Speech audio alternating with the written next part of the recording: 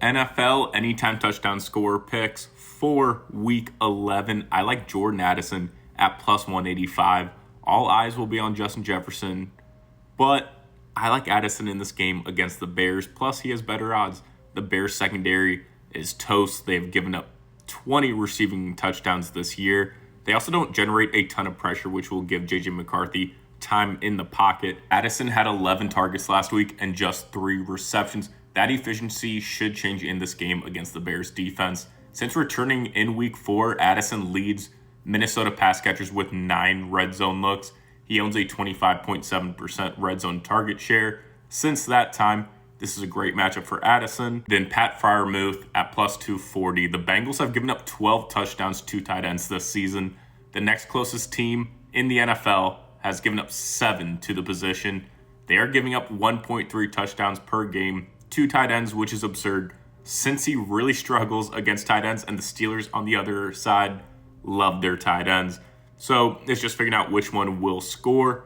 And I'm going with Freiermuth. He leads all tight ends with 3 touchdowns this season, and he has a 5.4 end zone target share. He has a 13.9 red zone target share, and he owns an 18.2% red zone target share since week 7. He's becoming more involved. He's been getting the most consistent targets out of the tight ends of late, and he exploded for 111 yards and 2 touchdowns against the Bengals earlier this year. I'm going to go with Sean Tucker at plus 230. This Bills-Bucks game should be really exciting, high scoring, a lot of fun. Over-under is 47.5. It would probably be a little bit higher if weather wasn't a potential issue, but even if it is, we're picking a running back. I like this pick. They will run the ball more.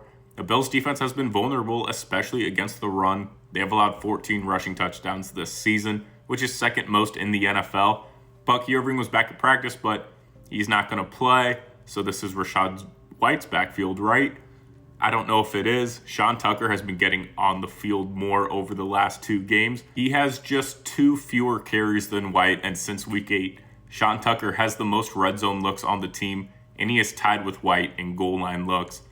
During that span, Tucker's looked good, averaging 4.5 yards per carry since week 8, while White is averaging just over 3 yards per carry since week 8. Then Quentin Johnston. The Jaguars get thrown on consistently. Jacksonville has given up the 4th most receiving touchdowns this season with 21, as opposed to just 6 rushing touchdowns allowed this year.